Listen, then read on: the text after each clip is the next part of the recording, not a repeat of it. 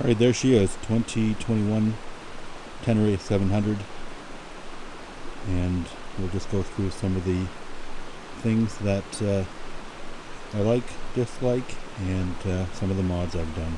Alright, we'll start at the front here.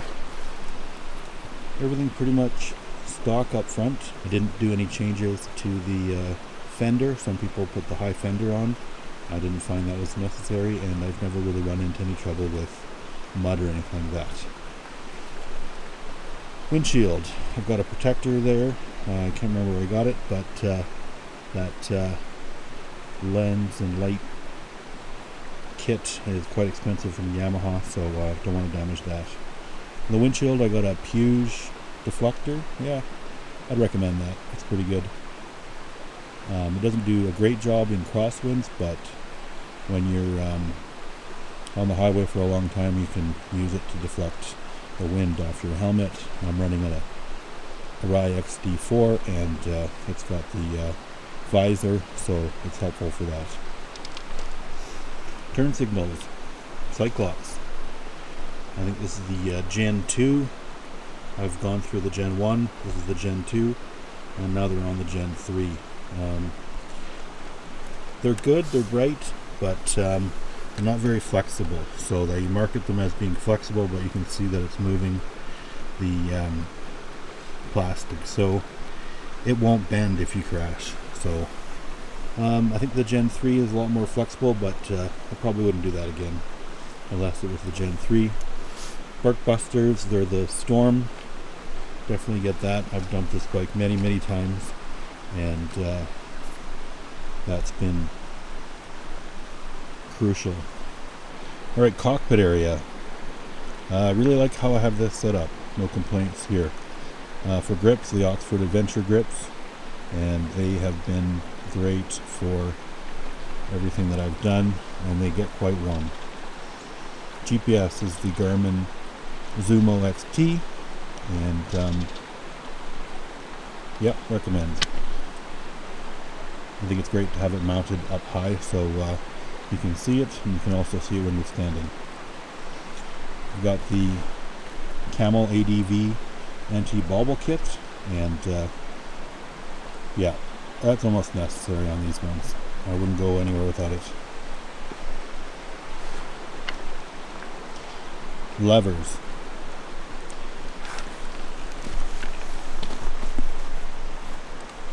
These are the Pazzo levers, I think, and they're great. They really are adjustable, and you can fine-tune them to how you want them. Crash bars. I'm running these Dirt Racks crash bars, and yeah, they're really robust.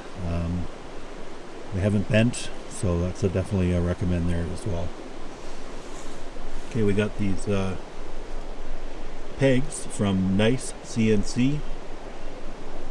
Instagram got me, and they've been feeding me ads, so I gave them a whirl, and so far so good. No complaints there.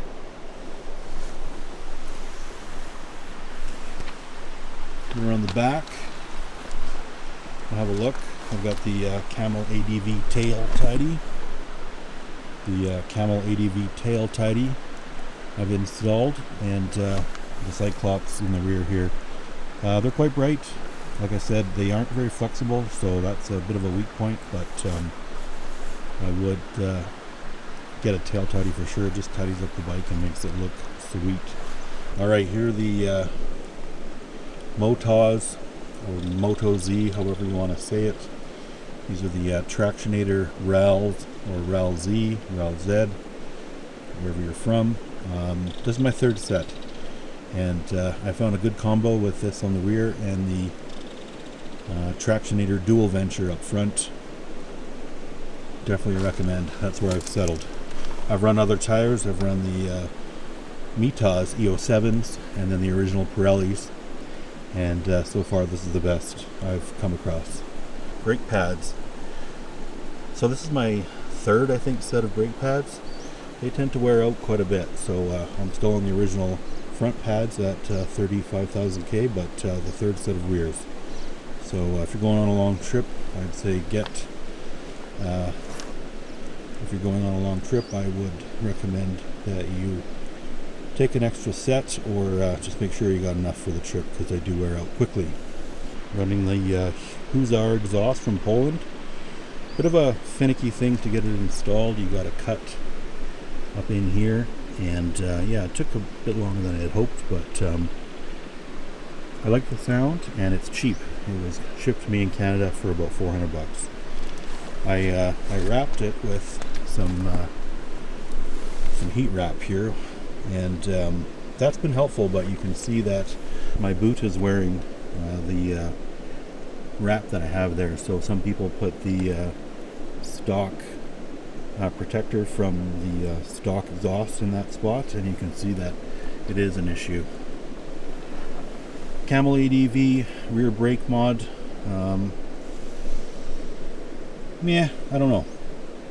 Not too bad. I don't think it's that much better than the stock one. It's not that cheap, but I think that one's a maybe. I've got this nice CNC water pump. I thought it was a protector, but it's actually a whole bolt-on piece that replaces the old covers. Arm, and that's a definite plus. I would definitely recommend doing that mod. It's great. It really helps for off-road riding, and paired with those Pazos levers, definitely recommend. Adventure spec skid plate. Yeah, that has been okay. It doesn't really wrap around as much as you would hope. There's other skid plates that you can get that come around and wrap up to protect the water pump and hose area. So I think that I would recommend getting something that has a little bit more protection. However, this Adventure spec skid plate does have this protector that extends to protect the linkage. So that is a bonus, and that's actually why I got this model. I upgraded the rear spring from, I think, Rally Raid in the UK. I believe it's the 90 meter, and that is necessary if you're going to be hauling gear and you're 200 pounds like myself. Definitely recommend. However, I didn't do anything to the front yet, and it is noticeable. You will bottom out if you hit something hard. On the back here, we've got the Adventure spec rear rack, and it's been great. No complaints there. Works well with my Reckless 80 soft bags from Moscow.